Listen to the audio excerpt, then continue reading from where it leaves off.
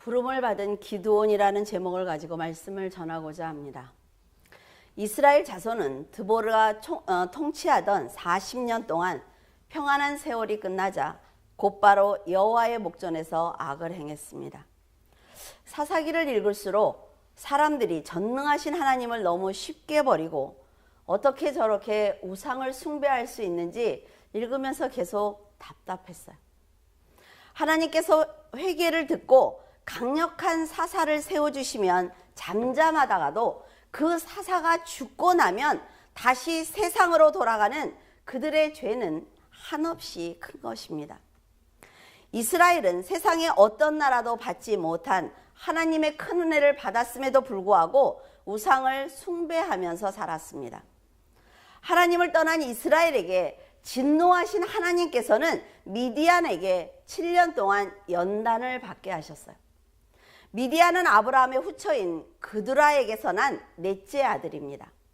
그의 후손들은 요단 동편과 사해, 아라바 남쪽 지역에 정착을 했어요. 모세의 장인 이드로는 미디안 사람이고 그의 아내 역시 미디안 여인입니다.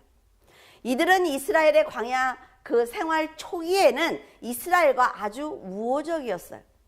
그런데 광야 생활 끝에는 모압과 미디안 사람들이 연합을 해서 이스라엘이 음행에 빠지도록 그리고 타락하도록 그들을 이끈 사람들입니다. 발람과 발락 기억하시죠?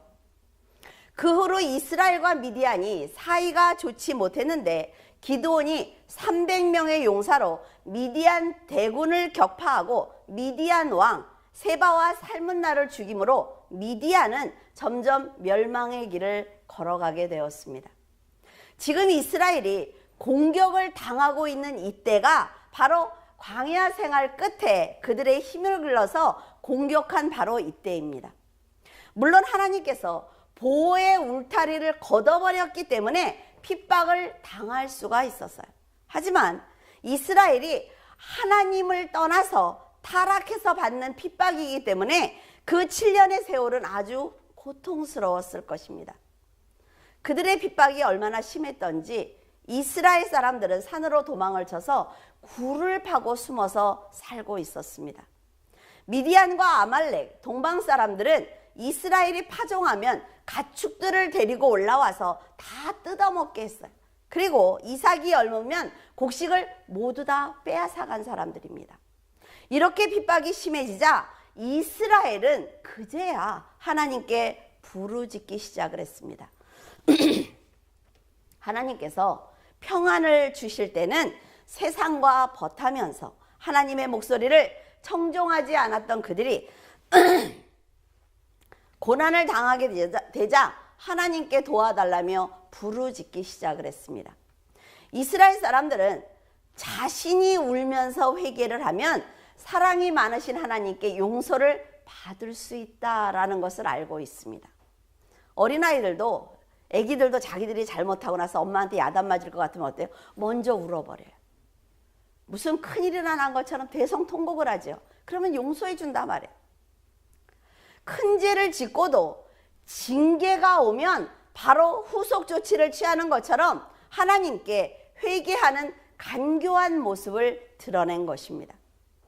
진정한 회개를 드리기보다는 하나님 쪽에서 징계를 거두시도록 자기 쪽에서 여건을 만들어 드리는 것은 뱀처럼 간교한 행동입니다. 하나님은 이스라엘을 통해 메시아를 보내시려는 계획을 가지고 계셨기 때문에 이스라엘이 조금만 회개하는 모습을 보여도 용서하셨습니다.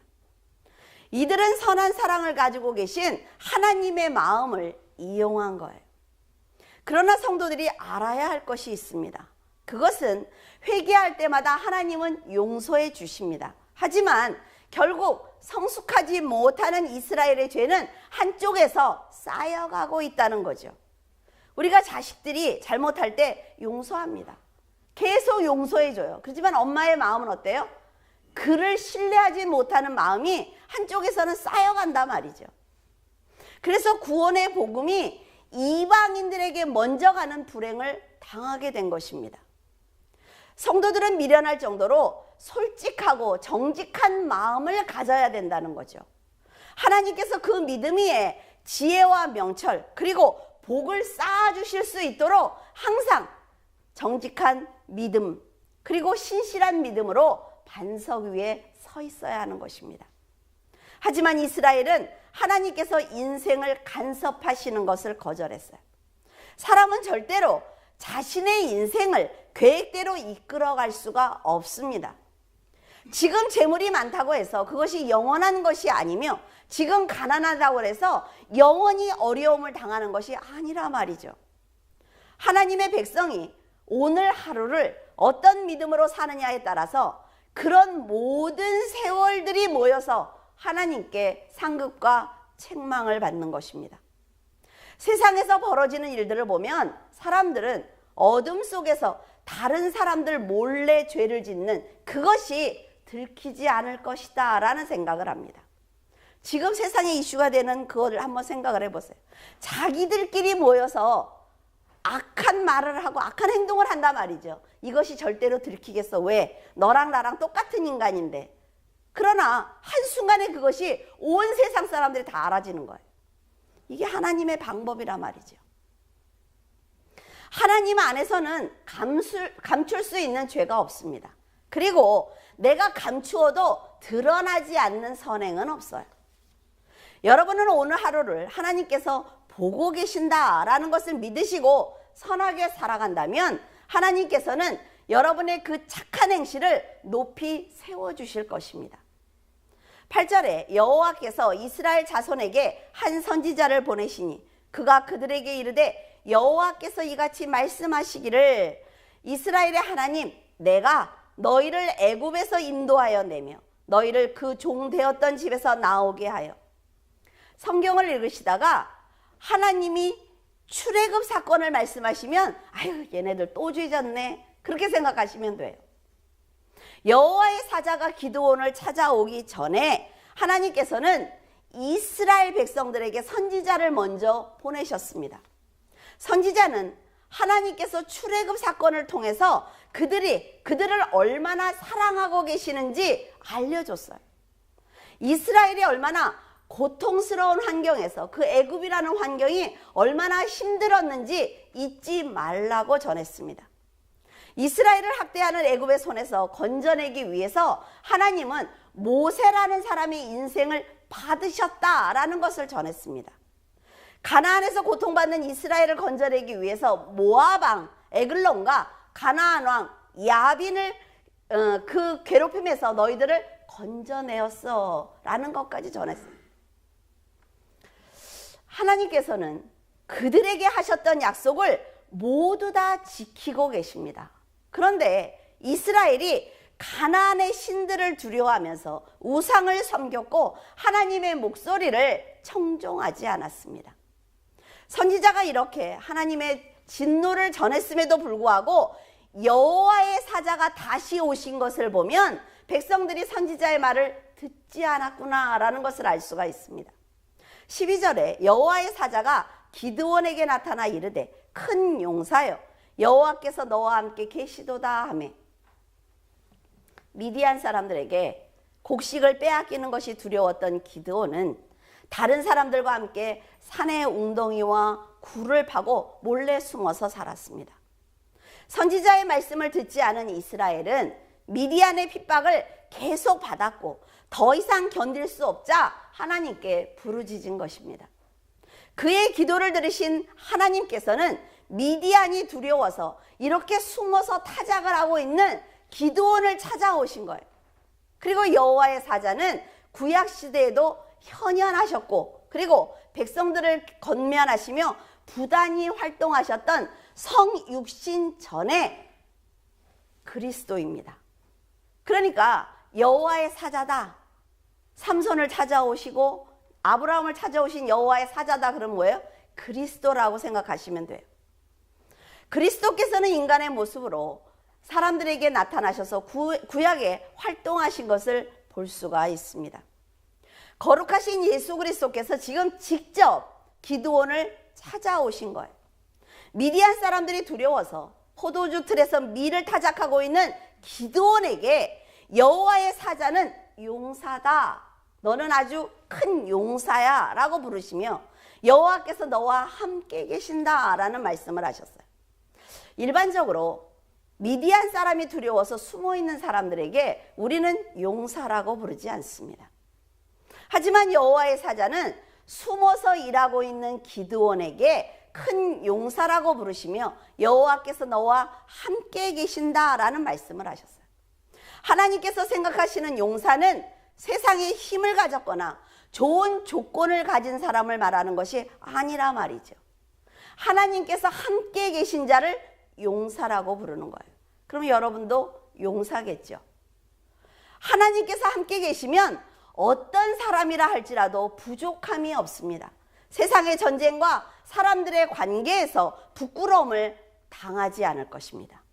하나님께 죄를 짓고 이방 나라의 핍박을 받으며 숨어있던 기드온에게 직접 찾아오셔서 기드온아 너는 용사야 라고 말씀하시는 그 여호와의 사자를 한번 생각해 보세요. 안타깝지 않습니까? 차라리 큰 소리로 책망을 하시면서 더 심한 고통 가운데 던지셨다면 다시는 그 고통이 두려워서라도 죄를 짓지 않을 것 같은데 하나님의 방법은 달랐습니다. 여호수아 역시 하나님의 말씀을 들은 사람이에요. 하지만 그는 배신하지 않았습니다. 그것을 보면 하나님을 만난 사람들의 반응이 모두 다 다르다라는 것을 알 수가 있습니다. 모세가 자기의 장막으로 돌아간 후에도 여호수아는 그 성막에 남아 있었어요. 전쟁터에 나가면 꾀를 부리지 않고 오직 하나님의 나라를 위해서 싸우던 여호수아입니다. 하나님께서 모세가 죽었으니까 너는 이제 백성들과 더불어 내가 이스라엘 자손에게 주는 땅으로 가라 라고 명령을 하셨습니다.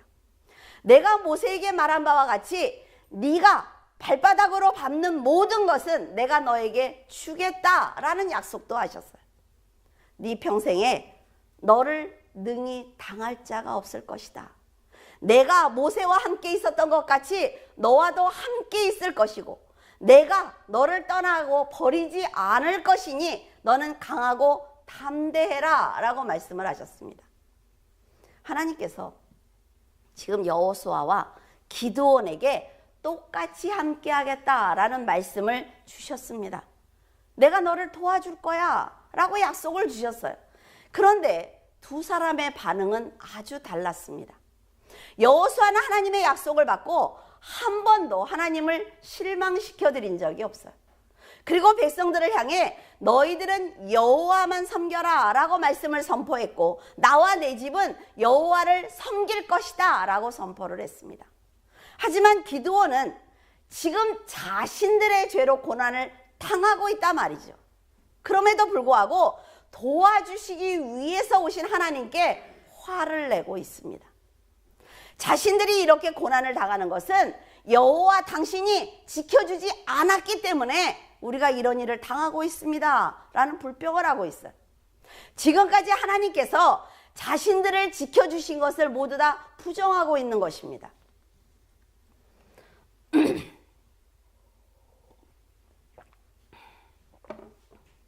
그리고 기드온은 이렇게 말을 합니다.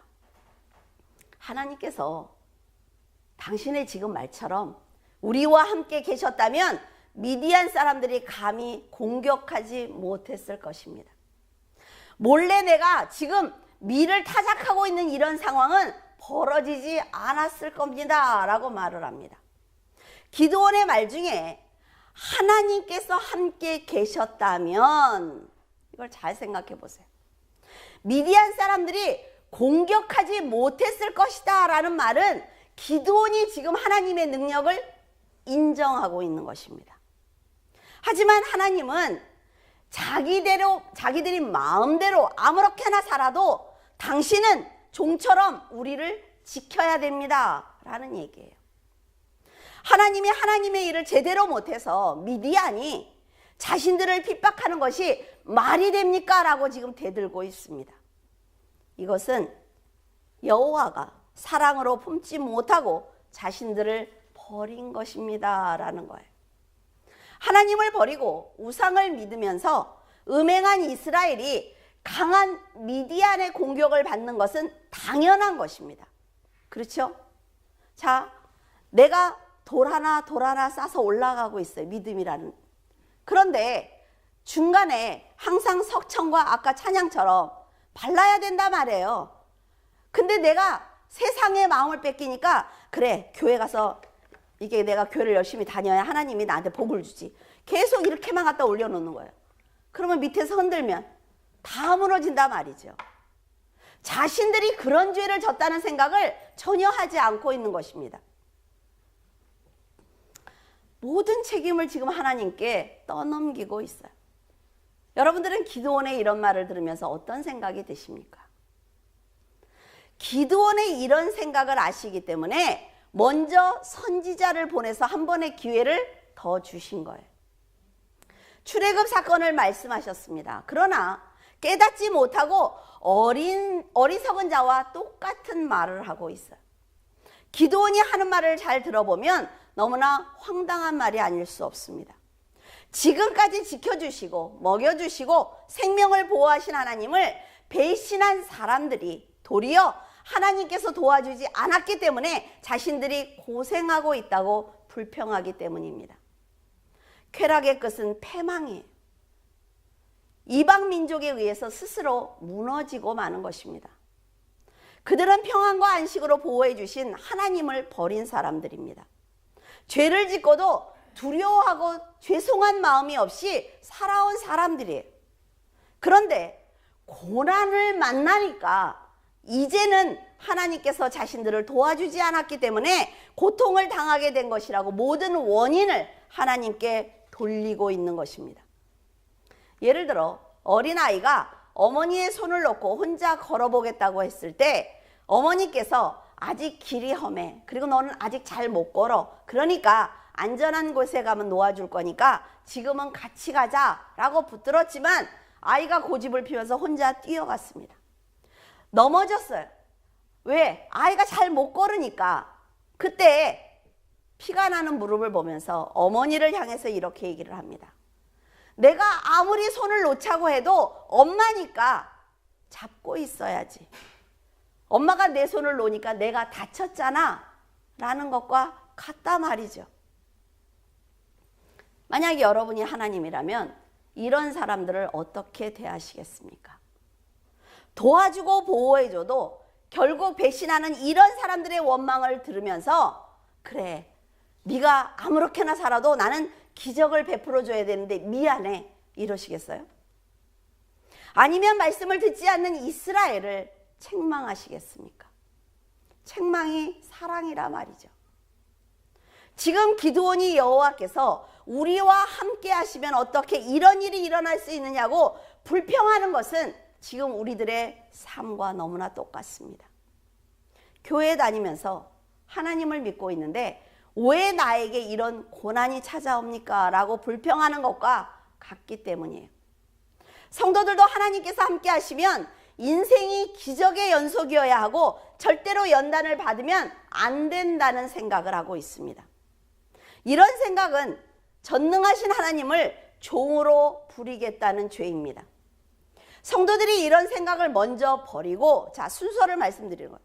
이런 생각을 먼저 다 버리고 자신이 하나님의 나라를 위해서 무엇을 할 수 있을 것인지 고민할 때 하나님께서 그래, 내가 너와 함께 있어 라는 증거로 그의 인생을 부끄럽지 않게 하시는 것입니다.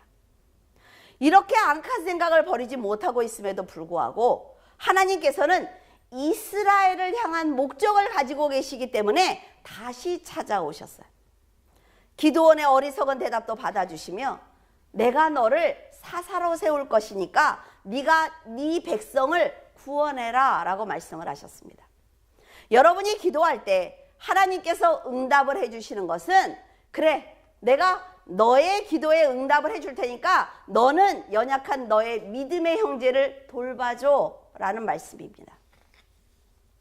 지금까지 이스라엘 백성을 인도해 준 것처럼, 그리고 그들을 살리기 위해서 모세를 세워 10가지 재앙과 홍해를 가르는 기적을 보여준 것처럼 너를 사사로 세워서 이스라엘을 도와주겠다라고 말씀을 하신 거예요.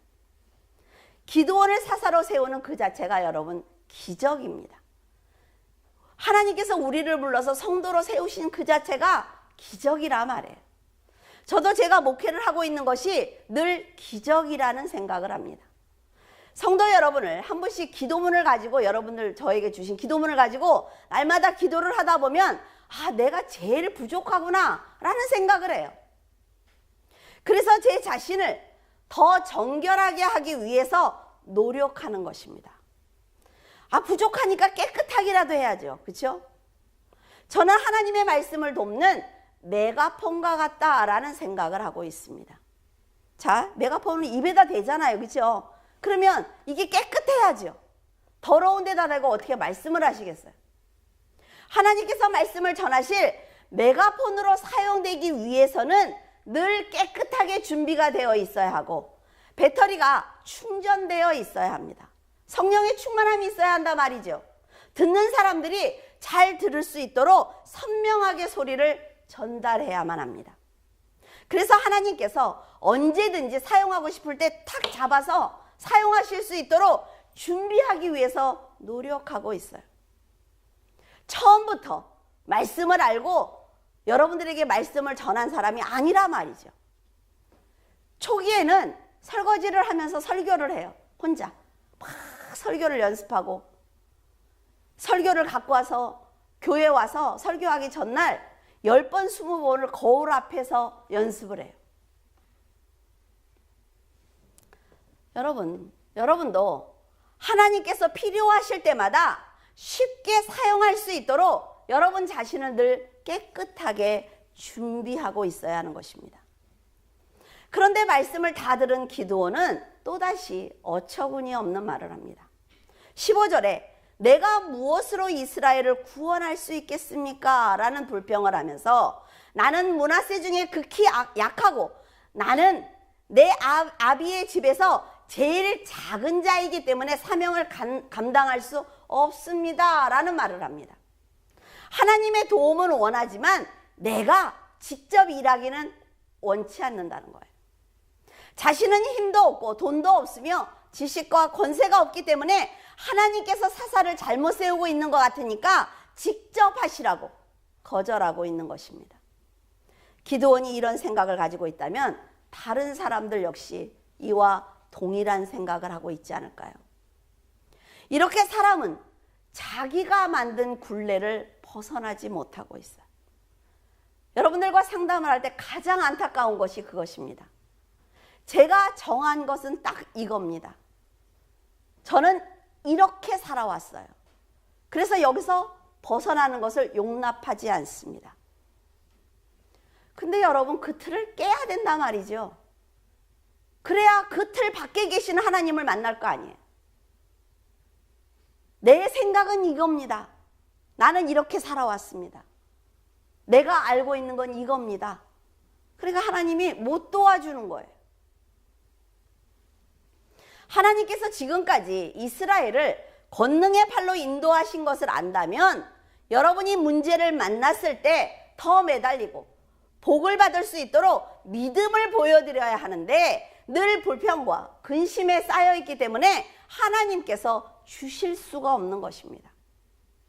내가 할 수 없기 때문에 하나님이 할 수 있다는 것을 믿어야지요. 내가 가진 것이 없기 때문에 절대자인 하나님께서 역사해 주셔야만 이 문제가 해결되는 것을 믿어야만 기도할 것 아니에요. 지금 성도들은 하나님의 일을 내 힘과 능력으로 처리하려고 해요. 자신의 지혜로 교회 일을 할 수 있다는 생각을 하기 때문에 교만한 것입니다. 인간은 본질적으로 하나님의 일을 할 수 없는 죄인이에요. 저희들이 무슨 하나님의 일을 할 수 있습니까? 제가 이것을 했으니까 하나님이 영광 받으실 거라고요. 천만에. 이런 인간적인 생각에서 출발하기 때문에 죽도록 헌신을 했는데 열매가 없는 것입니다. 거듭나지 못하는 거예요. 이 틀을 깨야 된다 말이죠.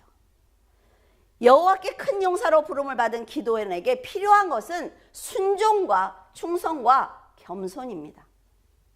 하나님께서는 미디안 사람들이 두려워서 나서기를 원하지 않는 기드온에게 내가 너와 함께 반드시 함께 하리니 네가 미디안 사람을 치기를 한 사람과 싸우는 것처럼 내가 큰 용사로 만들어 줄게 라고 말씀을 하셨어요. 내가 가진 능력을 갖고 싸우라는 건 아니잖아요. 기드온을 보면 그는 하나님께서 살아계신 분이라는 것을 알고 있습니다.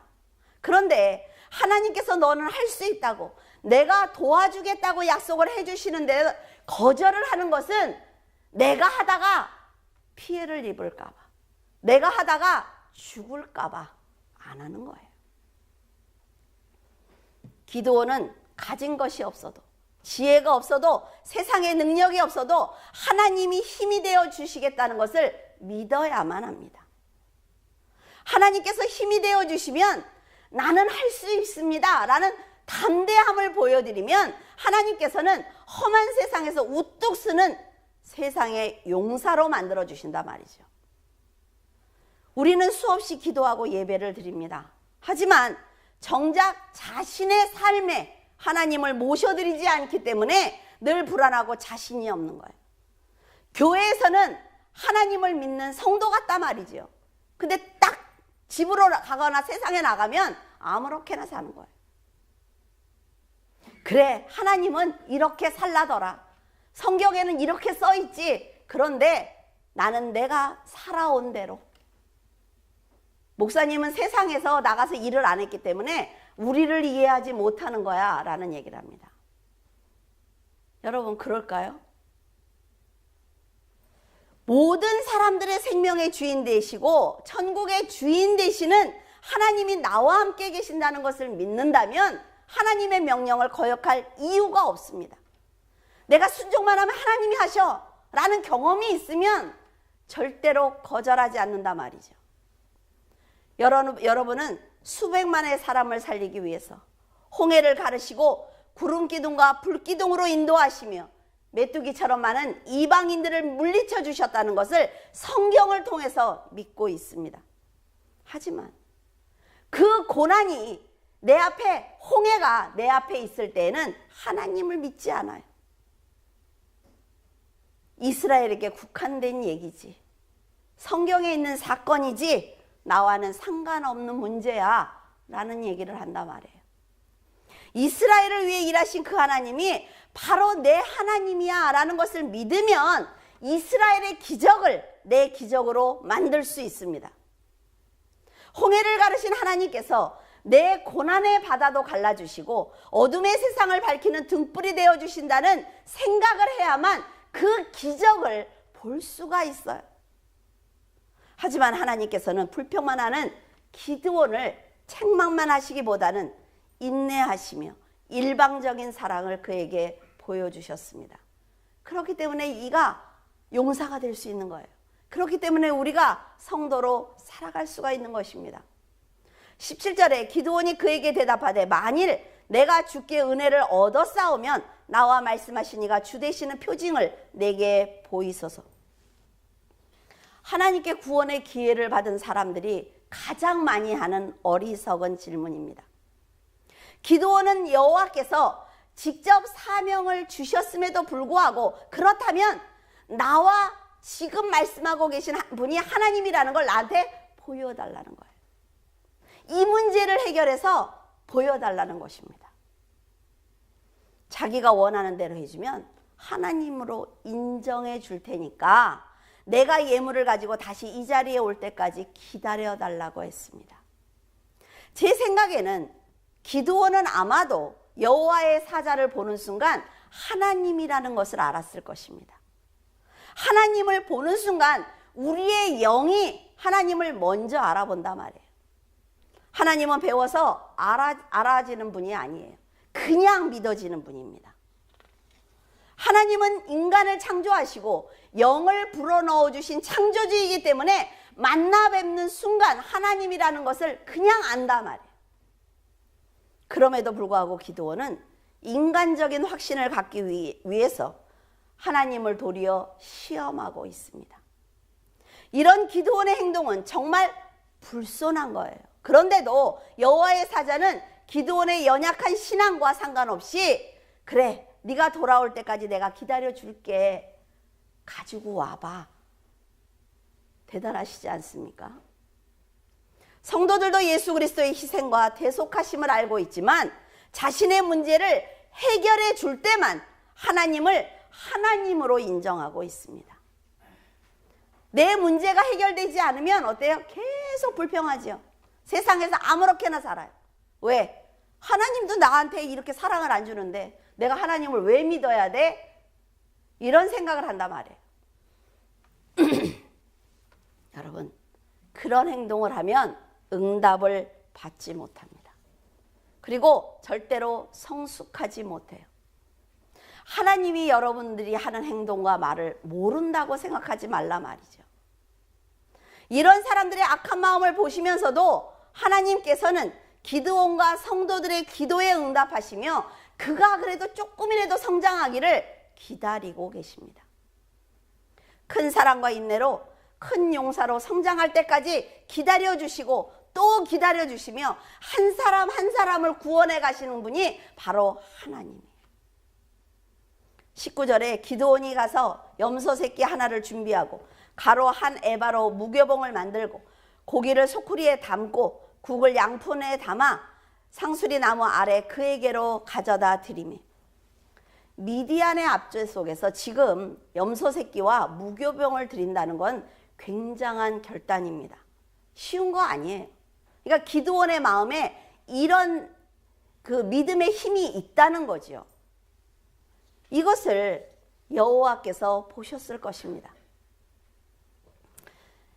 기드온을 기다리고 계시던 여호와의 사자는 자, 이 반석에 네가 화공을 다 부어 라고 말씀을 하시면서 그 지팡이로 그걸 다 살라버렸습니다. 예물을 받으신 여호와의 사자가 정말 하나님이구나 라는 것을 그제서야 기드온이 확신을 했어요. 그리고 딱 여호와를 보려고 하니까 사라지고 없었습니다. 하나님을 만났을 때 진심으로 하나님과 교통을 하고 진심을 다해 하나님의 말씀을 들어드렸다면 얼마나 좋았을까? 기드온이 얼마나 후회를 했을까요? 기드온은 여호와의 사자를 시험하기보다는 아브라함이 천사를 만났을 때 대접한 것처럼 진심으로 섬겼다면 좋았을 걸라는 후회를 했을 거예요. 기드온은 자신이 하나님을 직접 만났다라는 것을 깨닫게 되자 두려워지기 시작을 했습니다. 왜요? 죽을까 봐. 하나님을 만나는 기적을 보았는데도 그는 지금도 자기만 생각하고 있는 거예요. 그는 죽을 때 죽더라도 내가 하나님을 만났어? 너무 기뻐서 뛸 듯이 기뻐야 되는 것 아닙니까? 여호와께서는 죽을까 봐 두려워하는 기드온에게 너는 안심해라. 두려워하지 마. 절대로 죽지 않을 거야 라고 다시 말씀을 해주십니다. 아브라함은 똑같이 기드온처럼 부지 중에 천사를 만났어요. 그리고 천사를 대접을 했는데 진심을 다하는 그를 보시면서 천사가 하는 말이 하나님이라고 그랬죠. 내가 지금부터 하려는 걸 어떻게 아브라함에게 말하지 않겠어. 어찌 아브라함에게 숨길 수가 있겠느냐 하시면서 다 말씀을 해주십니다. 하나님께서는 아브라함에게 너는 강대한 나라가 되고 천하 만민은 너로 말미암아 복을 받을 거야 라는 축복을 하십니다. 그리고 롯이 사는 소돔과 고모라 상이 멸망을 당할 것이다 라는 말씀을 해주시면서 그를 위해서 기도해라 라는 기회를 주셔요. 그래서 아브라함의 기도로 롯의 가족의 생명을 건지는 놀라운 일을 허락하십니다. 이렇게 기드온과 아브라함은 똑같이 부지 중에 하나님을 만났고 똑같이 축복의 말씀을 들었습니다. 하지만 두 사람이 하나님을 대하는 태도는 전혀 다르다 말이죠. 왜 그럴까요? 똑같이 말씀을 들었음에도 한 사람은 회개를 해야 했고 한 사람은 아들 이삭을 선물로 받았고 또한 롯의 가족을 구하는 놀라운 기적을 받았습니다. 이렇게 두 사람이 여호와의 사자를 만났지만 대하는 태도가 다를 수 있는 것은 평상시 그들이 가지고 있는 믿음이 달랐기 때문입니다. 여러분, 평상시에 우리가 하루하루를 노력하면서 사는 것 굉장히 중요하다 말이죠. 내가 이 행동을 하고 싶어도 하지 않으려고 노력하는 것, 내가 이 말을 하고 싶어도 하지 않으려고 노력하는 것이 하나님 앞에는 믿음으로 올라가는 거예요. 기드온은 죽지 않을 것이다 라고 말씀을 하시자 그제야 마음을 놓아요. 이렇게 준비 없이 하나님을 만나는 사람은 늘 죽을까 봐 두려운 것이고, 준비된 사람은 사명을 받기도 하고 축복을 받기도 하는 것입니다. 이런 준비는 평상시 말씀으로 살아낼 때 만들어지는 거예요. 여호와의 사자가 떠나고 나서 기드온은 제단을 쌓고 그 이름을 여호와 샬롬이라고 하였습니다. 여호와 샬롬은 여호와는 평강이다 라는 뜻이에요. 기드온은 하나님과 자기 사이에 모든 일이 화평하게 된 것을 기념해서 오브라에 있는 제단에 샬롬이라는 이름을 붙였습니다. 로마서 14장 17절에 보면 하나님의 나라는 먹고 마시는 것이 아니요 오직 성령 안에 있는 의와 평강과 희락이다 라고 하였어요. 하나님 나라의 중요한 속성 중에 하나가 평강이라는 것입니다. 기드온에게 오신 여호와의 사자는 그리스도입니다. 이사야는 이사야 9장 6절에 한 아기가 우리에게 낳고 한 아들을 우리에게 주신 바 되었는데 그의 어깨에는 정사를 메었고 그의 이름은 기묘자라 모사라 전능하신 하나님이라 영전하시는 아버지의 평강이다, 평강의 왕이다 라고 말을 했습니다. 예수 그리스도를 만난 모든 성도들의 마음은 평안해야 합니다. 무조건 도와주시는 하나님을 만난 성도들이 세상을 향한 욕심과 정욕을 갖게 된다면 그 심령은 어둠과 혼돈 그리고 공허하게 됩니다. 여러분, 하나님께서는 언제나 여러분의 곁에서 돕고 계세요. 정직한 모습으로 하나님을 향해 샬롬하고 인사를 드린다면 여러분을 위해서 하나님은 또다시 일하기 시작을 하실 것입니다. 그런 분이라 말이죠. 여러분들이 받는 고난의 자리를 평안의 자리, 안식의 자리로 옮겨주기 위해서 하나님은 또 일하실 것입니다. 험하고 빠르게 돌아가는 세상에서 여러분 주님의 손을 놓지 않기를 바랍니다. 하나님께서 언제 여러분에게 구원의 사명을 주실지 모르기 때문에 지금 준비를 하면서 주님의 음성을 기다리는 성도가 되시기를 예수 그리스도의 이름으로 축원을 드립니다.